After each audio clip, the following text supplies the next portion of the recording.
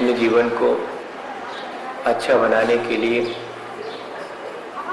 हम आचार्य पंतों के द्वारा कहे गए विभिन्न धर्मों पर विचार करके यथाशक्ति करने का पुरुषार्थ करते हैं।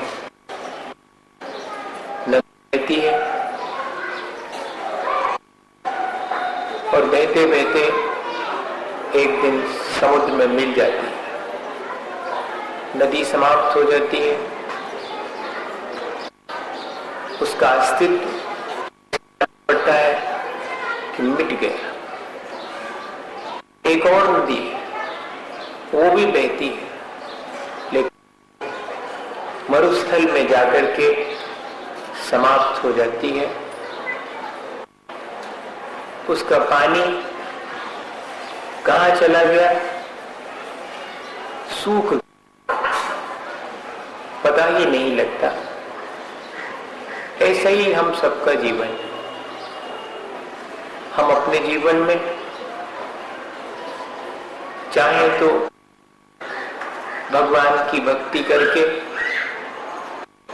और उसमें लीन होकर विषय समाप्त कर सकते हैं।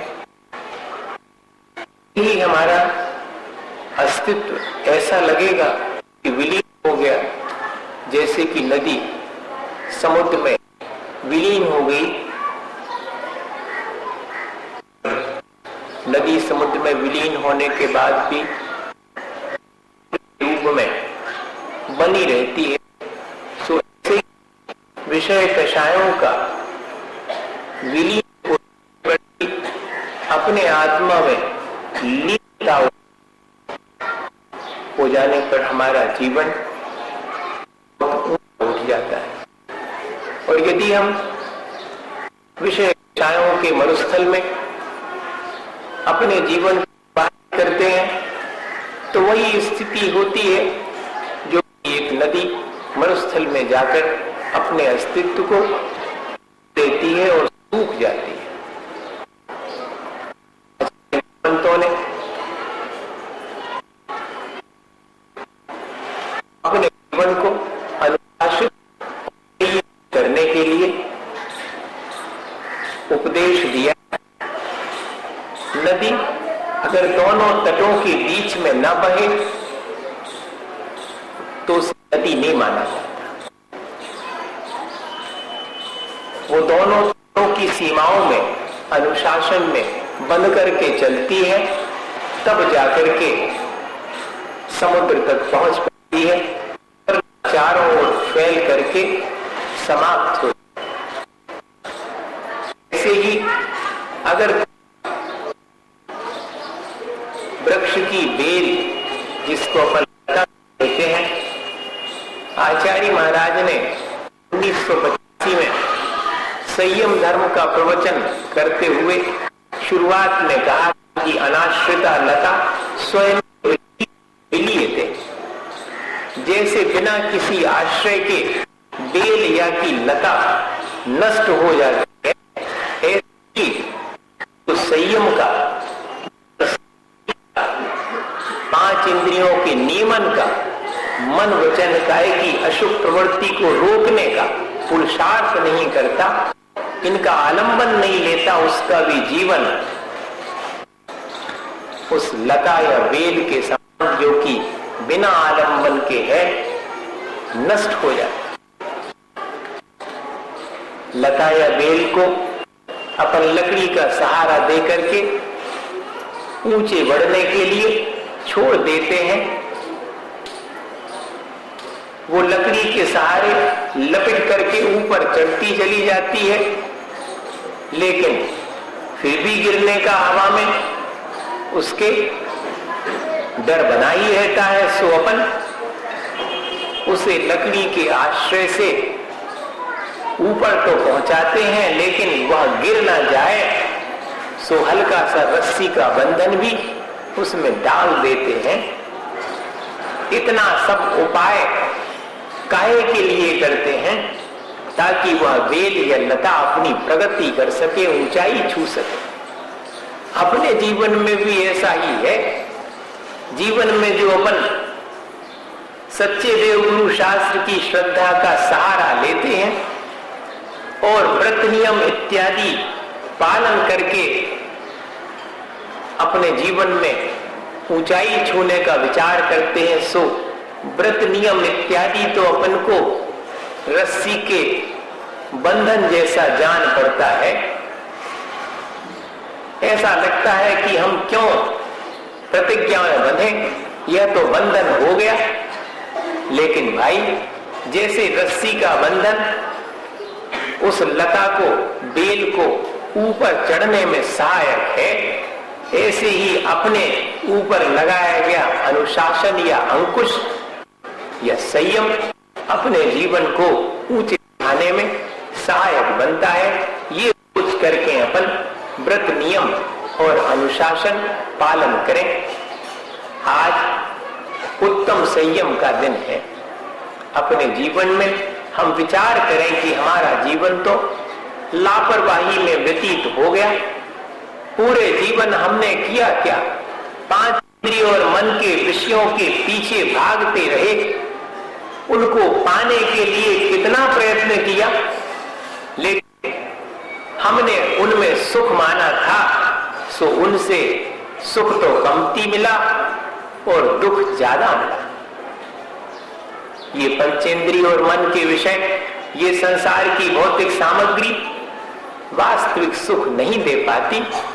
वास्तविक सुख तो वो है जिसके बाद फिर मुझे दुख ना उठाना पड़े। वास्तविक सुख तो आत्म सुख ही है, यह इंद्रिय सुख, भौतिक सुख नहीं है जिसके पीछे मैं अपने जीवन को व्यर्थ बर्बाद कर रहा हूं। यह मेरी लापरवाही है। मैं अपने इस लापरवाही को छोड़ करके अपने व्यवहार को अनुशासित करूं। अनुशासन भी 3 प्रकार का होता है। लोगों के डर की वजह से, गवर्नमेंट की पॉलिसी, जेल में बंद हो जाएंगे इस भय से, अपने अपयश के भय से अपन अनुशासन धारण करें, तो ऐसा अनुशासन भी अपन खूब धारण कर चुके, उससे हमारा जीवन ऊंचा नहीं उठता। ये तो भय का अनुशासन हो गया। और दूसरे नंबर पर आता है एक और अनुशासन, जो कि अपन दूसरे के द्वारा डांट डपट करके, गुस्सा हो करके, नाराज हो करके और अपने ऊपर लगाया जाता है। तो दूसरे के द्वारा जो अपन ने अनुशासन स्वीकार किया है, सो वो अपने मन से स्वीकार नहीं किया, मजबूरी में स्वीकार किया है। सो ऐसा अनुशासन भी अपने जीवन को ऊंचा नहीं उठाता। वास्तव में अपने कर्मों की निर्जरा और आत्म स्वरूप की प्राप्ति के लिए अत्यंत अनुराग पूर्वक, आत्मीयता पूर्वक जो अपने कल्याण की भावना से अपन अपने ऊपर अनुशासन लगा लेते हैं, वही अनुशासन अपने जीवन को ऊंचा उठाने में कारण बनता है। हम अपने जीवन को अनुशासित होकर के जीते हैं। हमारे इस अनुशासन का, जो कि सच्चे देवगुरु शास्त्र के प्रति और अपने आत्म स्वरूप के प्रति अत्यंत रुचि से उत्पन्न होता है, उसका प्रभाव आसपास के परिवेश पर भी पड़ता है। सो सारा परिवेश अनुशासित हो जाता है हमारे के अनुशासित होने से। आचार्य शांति सागर जी महाराज का उदाहरण मैंने सुना। बहुत पहले आचार्य शांति सागर जी महाराज आचार्य चक्रवर्ती के एक स्थान पर चतुर्मास कर रहे थे। वहीं से थोड़ी दूर पर एक मुनि महाराज भी चतुर्मास कर रहे थे। चतुर्मास के दौरान अस्वस्थता के कारण उन मुनि महाराज ने सल्लेखना धारण कर ली, जीवन का अंत निकट जान करके। और सल्लेखना तो धारण कर ली स्वेच्छा से, लेकिन चैन नहीं हुआ। कर्म का तीव्र उदय आ गया, उनको भूख प्यास की वेदना सताने लगी। सो श्रावकों से उन्होंने पानी और भोजन की याचना करनी शुरू कर दी। श्रावक बड़े व्यथित हुए कि देखो कैसे कर्म का उदय आ गया महाराज को। बड़े उत्साह से तो उन्होंने सल्लेखना ग्रहण की, समस्त पर वस्तुओं का त्याग करने की भावना अपने उनके भीतर जागृत हुई और अब ग्रहण करने की भावना कर्म के उदय से आ गई। बहुत समझाया लोगों ने, लेकिन कर्म का तीव्र उदय और बुद्ध महाराज के परिणाम बिगड़ते ही गए। यहां तक कि मुनि महाराज ने कहा कि भाई मेरे पास पिछी कमंडल है, इसलिए तुम मुझे भोजन और पानी नहीं देते, तो रख लो अपना पिछी कमंडल। अब तो मैं साध नहीं हूं, मुझे तो भोजन करवाओ, पानी पिलाओ, बहुत क्षुधा की वेदना है और प्यास बहुत लगी। यहां तक उनके परिणामों में, जो कि उन्होंने स्वयं अपने जीवन को अत्यंत अनुराग पूर्वक सच्चे देवगुरु शास्त्र के मार्ग में अनुशासित किया था, लेकिन भैया कर्म के उदय से अनुशासन नहीं रहा। सो लोगों ने 1-2 दिन सुनी तो सोचा कि दे देंगे तो ठीक नहीं है। पास में आचार्य शांति सागर जी महाराज हैं, उनसे निवेदन कर लें, शायद उनके कहने से मान जाए। सो आचार्य शांति सागर जी महाराज को सब बातों से अवगत कराया कि ऐसे परिणाम है महाराज के।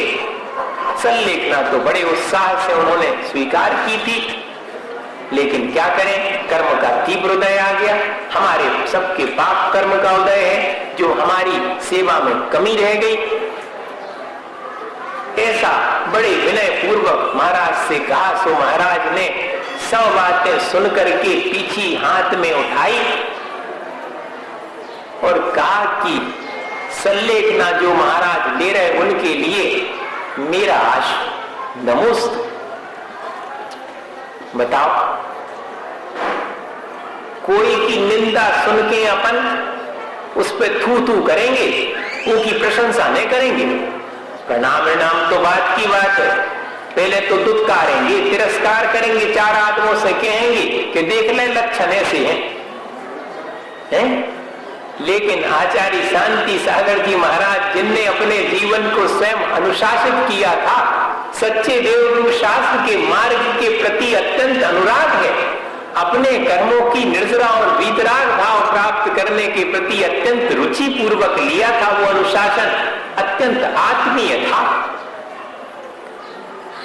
तो साधर्मी को विचलित होते देख करके और उन्होंने अपने संयम के द्वारा, अपने संयमित जीवन के द्वारा उन्हें उपदेश दे दिया। लोगों ने जाकर के उन मुनि महाराज से कहा कि इतने महान आचार्य महाराज स्वयं पीछी उठा करके आपको प्रणाम करते हुए आपकी सल्लेखना की प्रशंसा कर रहे हैं। बस इतनी सी ही बात सुन करके उन मुनि महाराज के परिणाम बदल गए। कर्म का तीव्र उदय था, सो अपने पुरुषार्थ से उसे जीत लिया, अपने समता भाव से उसे जीत लिया और लोगों से कहा कि अरे मैं तो सल्लेखना ले बैठा हूं और पानी मांग रहा हूं, धिक्कार है मुझे कोई भूल से भी अगर मांगू भी तो पानी मत दे देना, भोजन भी मत देना, मैंने तो सब चीजों का त्याग कर दिया है। ऐसे परिणाम उनके हो गए और 3 दिन तक अन्न जल के त्याग पूर्वक उन्होंने शांति पूर्वक अपनी देह का त्याग किया, सल्लेखना धारण करके। भैया,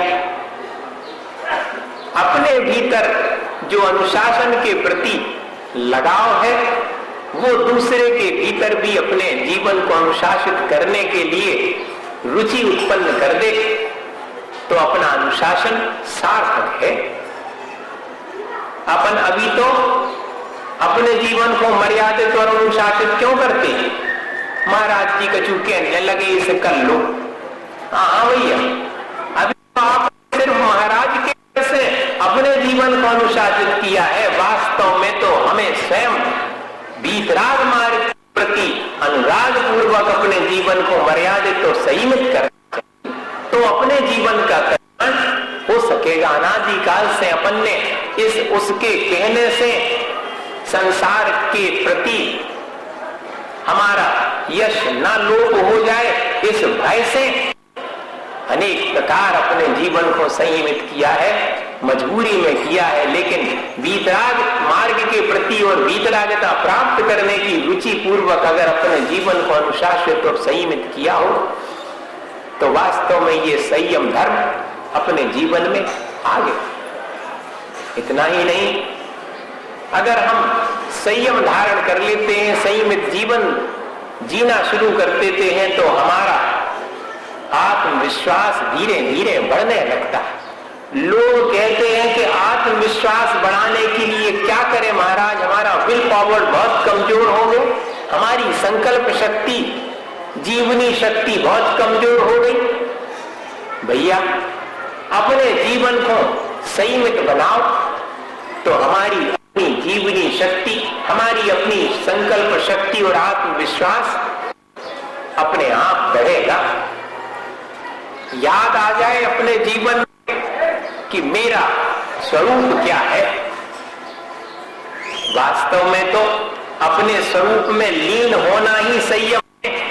उसी संयम की प्राप्ति के लिए बाहर से नियम इत्यादि ग्रहण किए जाते हैं, वो बाह्य संयम है, बाह्य चारित्र है। अंतरंग में उस आत्मलीनता को अपने स्वभाव में रहने के लिए ही यह सब उपाय किया जाता है। उस संकल्प शक्ति को जागृत करने में ये बाहर से लिए गए व्रत नियम सहायक हो जाते हैं। एक बार एक राजा का हाथी था, बहुत बलवान। जिस समय वो युद्ध में जाता था तो सारी सेनाएं कांपने लगती थी कि हाथी से तो जीतना बहुत कठिन है, हाथी ही 2, 4, 10, 25 को तो ऐसे ही रौंद करके निकल जाएगा। बहुत सारे युद्ध में उस हाथी अपने ऊपर बैठे हुए सवार राजा को युद्ध में जीत दिलाई थी। बड़ा प्रेम था उस हाथी से, लेकिन कर्म का ऐसा उदय कि पानी पीने गया था हाथी, वो दलदल में फंस गया।